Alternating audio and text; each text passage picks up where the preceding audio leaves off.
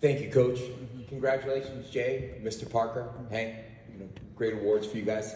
Congratulations on your night. Coach Cosgrove, congratulations on the win today.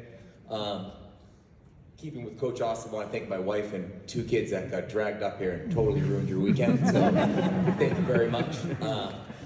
Do me a favor, if you were a senior on that team, will you stand up real quick? Seniors in here on the 2000 team.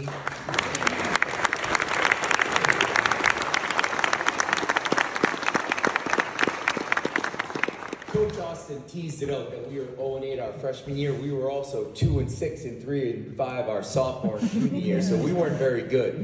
We were 5-19 the first 3 years, but that junior year it was a little bit different.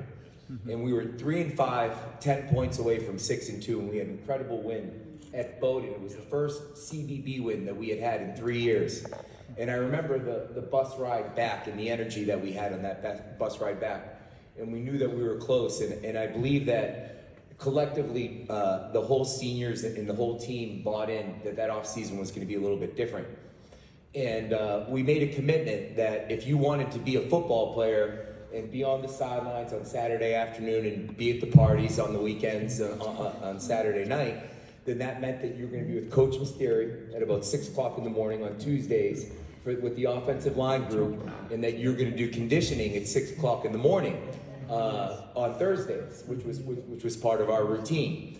And I'll never forget that the moment that you really knew that something was different was when we set our goals in the athletic center for that upcoming season.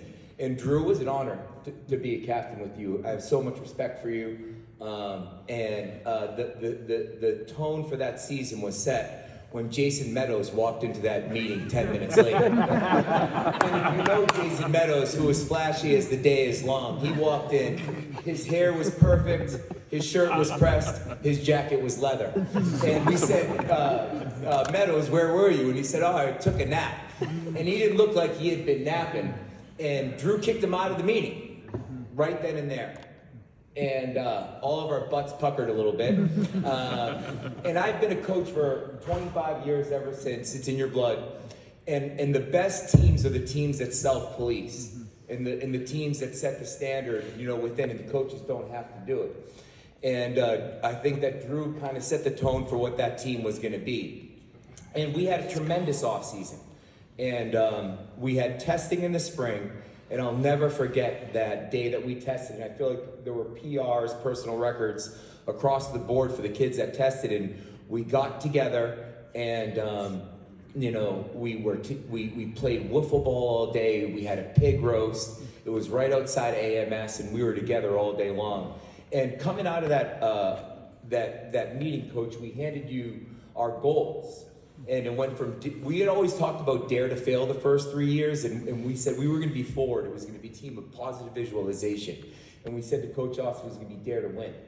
And we went down to Williams. It was a season opener, and we hadn't beat Williams on the road since the 60s in a season opener. And Drew and I, and on every single person's locker, and Coach Mysteri, it means very much to me that you sent me that a couple of years ago with the letter. You're just, the best, and I have so much appreciation for you as a fellow Italian football-loving guy, which is, peas in a pod. But it said, everything to gain, nothing to lose, believe, is what we put on every single player's locker before we got on that bus. Everything to gain, nothing to lose, believe. And I'm completely convinced that the togetherness, the attention to detail, the camaraderie, the positive visualization that we had made the difference at Williams in that season opener when we won 27-24. And it created this momentum that just snowballed throughout the entire season. Week 2, we played Middlebury, and we scored 28 points on Middlebury in the first half. It was 28-0 before. They even got off the bus and knew what happened. And Middlebury didn't give up another touchdown for the rest of the season. So 6.5 games of football, that's no small sample size. And we put up 4 touchdowns on them then in the first half. And it was just it all rolled from there.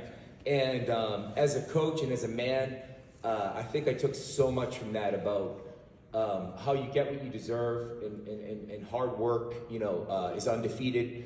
And and the togetherness of the brotherhood and everything like that, you know, carried the entire year. And the team culminated at home versus Bowdoin.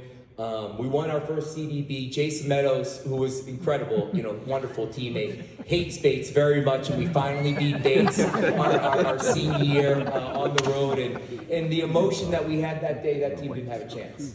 And we beat Bowdoin 34-7. So it's an honor to be here. I'm so grateful to represent my seniors, all of the teammates and everything like that.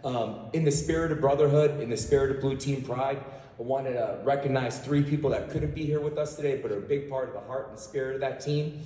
And if we could go up here, we've got Guido Joseph, Jake Silheimer, the beekeeper, and Chip Kennett.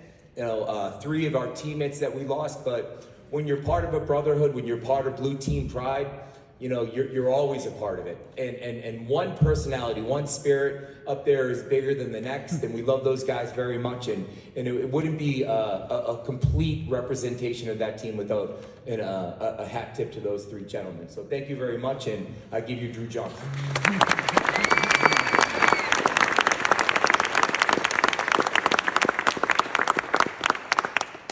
Thanks, everybody. Probably like how we were captains when we were here.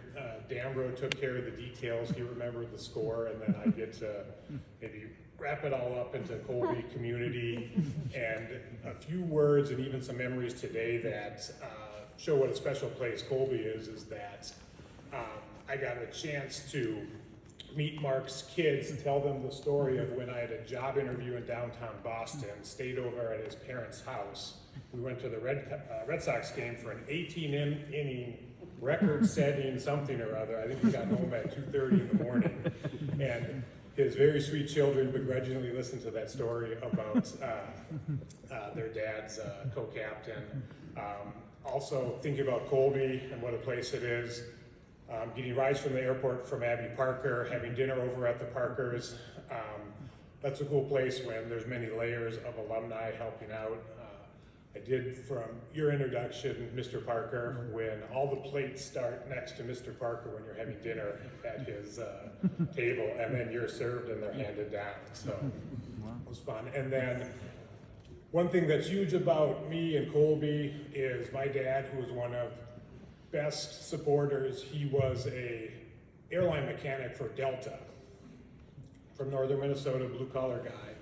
Saved up, traded for overtime, bartered with mechanics in the shop to get passes so he could fly for free, not get bumped by pilots, to make it to all 8 games year after year, week after week out here. And where else than Colby when one of his favorite persons to watch the game with was Donnie Williams' dad, a lobsterman from Maine. So blue collar dad from northern Minnesota, lobsterman from Maine, where else but Colby can they watch football together? So this is a special place.